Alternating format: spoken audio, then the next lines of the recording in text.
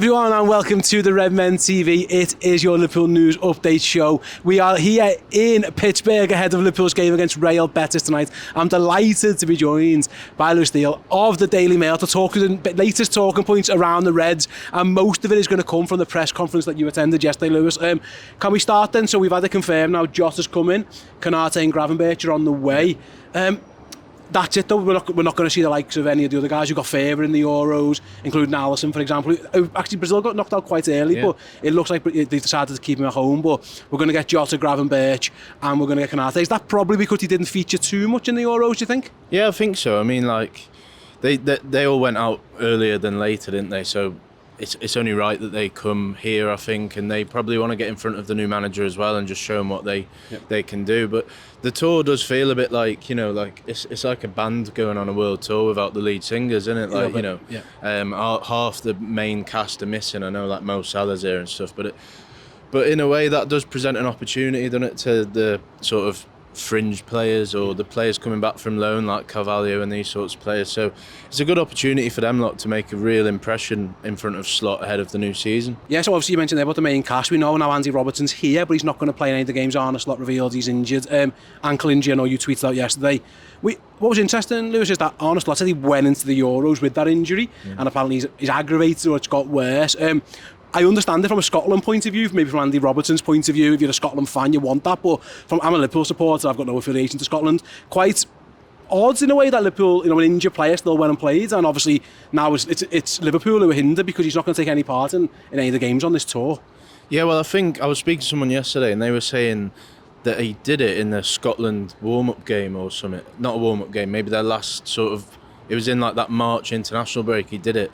And he played through it for Liverpool and Scotland. And I think there was one game down at West Ham where he went down late in the game and Liverpool made all the subs, so he stayed on. Yeah. And then he hobbled through the mix zone after, and I thought, wow, that could be a season over. But to be fair, I don't blame him for going to the Euros because, he's Scottish, he loves his country, he's the captain. So I don't blame him at all for playing through the pain barrier. But I think it is quite a minor injury. It's just... because he was playing through it, they decided it was best to just give him a bit of extended time off. And I think he'll be back for that first pre-season game back in Liverpool. I suppose, well, that maybe explains why Luke Chambers is still here. Obviously, there's a deal agreed for him to go to Wigan on loan again.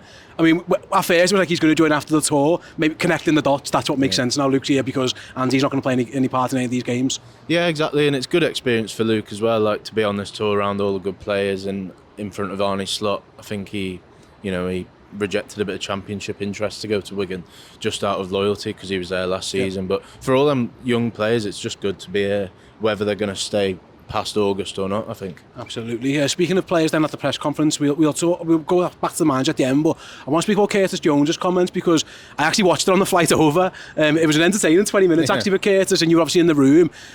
He was very open and honest. He answered a lot of questions about Arne Slot. He loves him.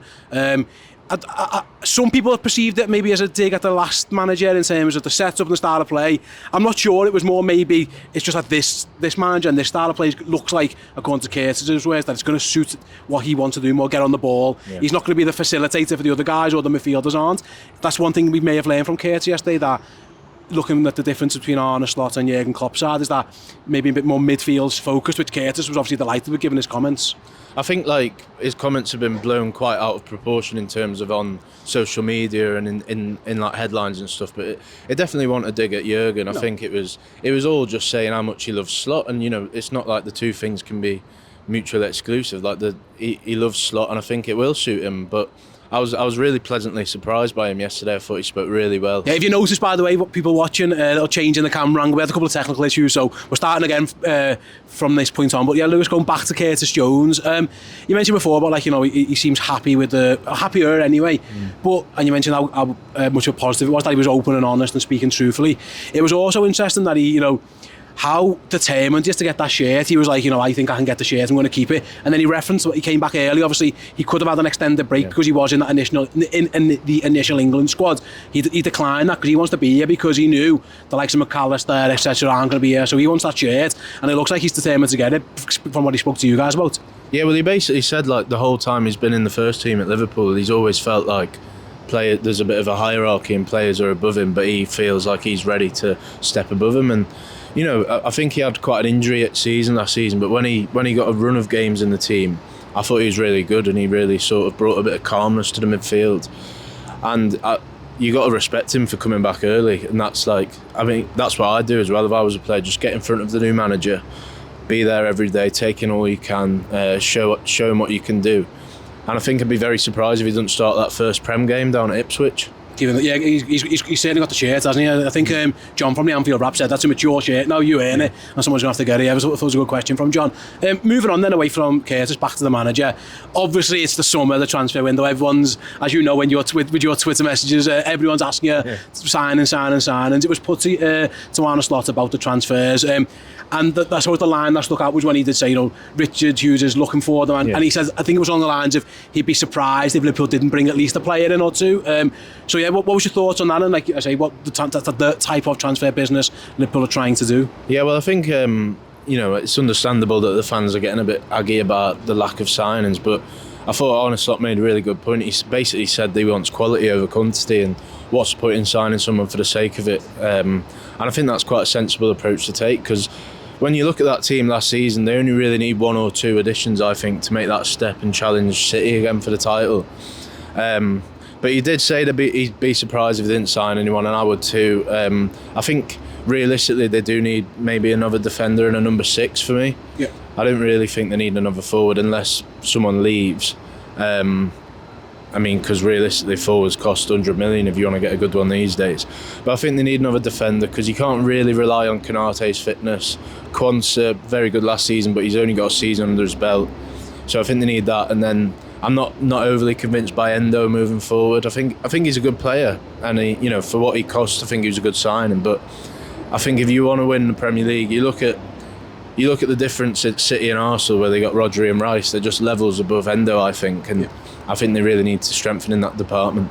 Do you think, again, I know Arne Slot, he mentioned by the end of the window he thinks, we have seen in the past, I think Arsenal they're about to bring a player out on the tour, but I mean, as from what you're hearing, there's nothing imminent right now. It might be more after the tour, towards when everyone's back in the action. Is that the general vibe we're getting? Yeah, the vibe's always been sort of use this tour to assess what he's got already and then go from there. But you know, these transfers, Rich Hughes will be working behind the scenes on players, probably players we've never even heard of he'll be talking to. So I think, even though there's only just over a month to go in the window, I wouldn't panic about that. It can all, you know, the dominoes can fall quite quickly, and I think we'll see one or two through the door before the deadline. Absolutely. And so start wrapping up then, obviously the game this evening, you mentioned earlier, obviously Liverpool are very depleted. I think both Arne Slot and Curtis mentioned that in their press conference today. You know, a lot of the big hitters aren't here, but is there anything in particular you're looking forward to seeing? Maybe a player or something that Arne Slot does with his side or anything like that?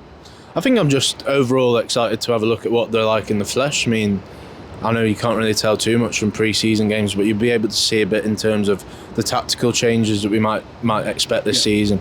But in terms of specific players, I'd just say the sort of fringe ones that we haven't really seen, like Carvalho, how's he faring after his loan at Hull? Sepp van den Berg, we've barely seen him since he signed, but you know, he seems to be making that step last season. Whether he stays or not is still up in the air, but if he can make a good impression, so it's those sorts of players for me who I think it'd be quite interesting to see how they look under Slot. Yeah, actually, I'm looking forward to it. Like Kay suggested, there is going to be a change, and you might, again, he did say the work on it, but you might start seeing the implements of those. So like, he said something along the lines of like, it's going to, the game's going to be dictated by the midfield more so than has been in the past. So I'm looking forward to seeing that. Are you in the same boat as well?